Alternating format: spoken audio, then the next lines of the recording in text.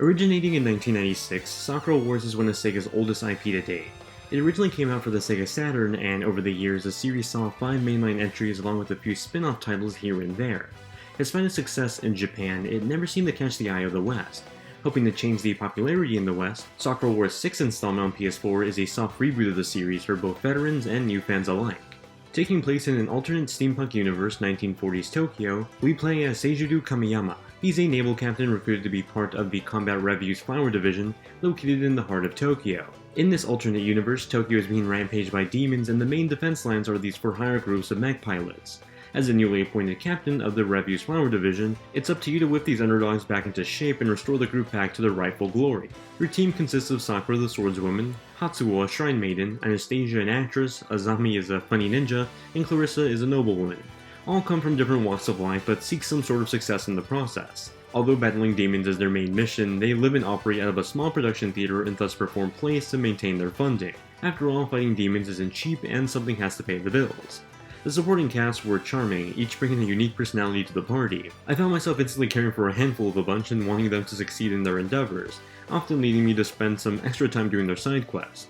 As the captain and the high-ranking member of the theater, the story usually led me to helping the supporting cast. While it is a big cliche to have an assortment of women supporting characters feel like they need someone to help them to succeed in their goals, I did like that you at least had the choice in the type of captain you are through the dialogue sequences. Despite not being a numbered title, this is not a remake but a soft reboot of the series as a whole. Those of you that grew up loving Sakura Wars and wish it was more accessible in the West, this is for you, and likewise for anyone that's been wanting to jump into the series but were afraid of the length of the series so far, this is a great starting point. Sakura Wars is an odd bunch of genres mixed into one, but somehow Sega made it work. What originally was a romance tactical RPG is now an action combat romance RPG. The transition could be a bit jarring for fans of the original series, but what's here doesn't feel completely taboo. Sakura Wars' 15 to 20 hour campaign is told by chapters, with each chapter usually tackling a character's developing story arc. In that sense, each chapter felt vital to the overall narrative, though my preference in characters did have me loving some chapters more than others. Its gameplay structure reminds me a lot of Persona 5's palette system. During the first half of the chapters, I spend my time doing day-to-day tasks. This includes exploring the theater, talking to guests, and interacting with the rest of the theater crew. These were the slower moments of gameplay, but also were the most narrative-heavy parts. With the view of the theater map on screen, I'd get notifications for story elements, but also the side quests that further develop relationships. That's usually what the non-combat sections boil down to, which relationships you're pursuing. Talking to characters and helping them with their conflicts further grows their trust in you, and thus more endgame romance events become available.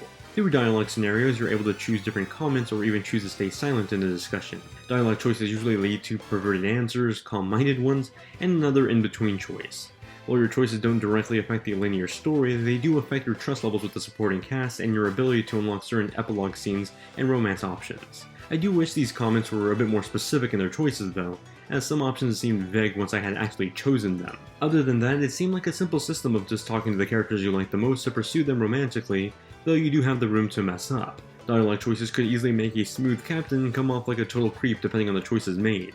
It does make some story elements feel a bit weird where you actually can make the captain not likable, despite the rest of your team blindly following you in combat sections of the game. That's the other half of these chapters, the combat. Jumping into mech suits and slashing your way through demons invading Tokyo. Combat primarily adopts the hack and slash type, rushing demons head on and launching them into the air with a flurry of sword swipes. Swapping between the light and heavy attacks, I build up a special meter that let me unleash a final blow. While it's easy to execute, I think the combat is also overly simplified. More often than not, combat felt like mindless button mashing, not because of the lack of types of attacks, but rather the lack of strategy needed to win fights. Bosses that are supposed to be grand spectacles could easily be knocked out with a single special attack. By the end of the game, I felt that combat was shallow, missing some sort of layer of strategy. Whether that's more challenging bosses or perhaps an upgrade system for suits and abilities, either one would have been great. The highlights of the campaign were definitely getting to know and eventually see the development of the entire cast. However, to get to the payoff ending, I had to get through a lot of the typical anime harem tropes that dwindled down some of the story's highs. By the end of the campaign, I was excited to see where every cast member was, though the feeling that they had reached a high right before the ending felt like a cheap way to set up for a sequel. Gone are the 2D visual arts for most of the gameplay, replaced by 3D character models that mimic the same art style seen across a lot of Namco Bandai games. I prefer the visual change in the sequel. It made one-on-one moments with characters seem more intimate, though for better and for worse. If you played a Sakura Wars game before, it's neat to now see the theater fully realized in 3D and explorable for once. You're sure to see a few memorabilia objects from the past entries in the series too. Overall, Sakura Wars has this sense of style to it that's simply amazing. The anime cutscenes are marvelous to watch, and the in-between chapter next time on Sakura Wars transitions always felt perfectly placed. For as many questionable things there are about its gameplay and cliche anime tropes, Sakura Wars does a fantastic job landing a stylish design. Before anyone asks in the comments, no, there isn't a dual audio option. That means you're forced to hear the dialogue in Japanese with English subtitles. That wasn't a problem for me though, as the cast here is filled with brilliant voice actors, many of which you'll probably recognize from some notable anime. Equally as good was the brass-heavy soundtrack that had me humming along to the music every time. I might have sounded critical of its story and gameplay thus far, but that shouldn't keep you from listening to the game's soundtrack. Trust me on that one.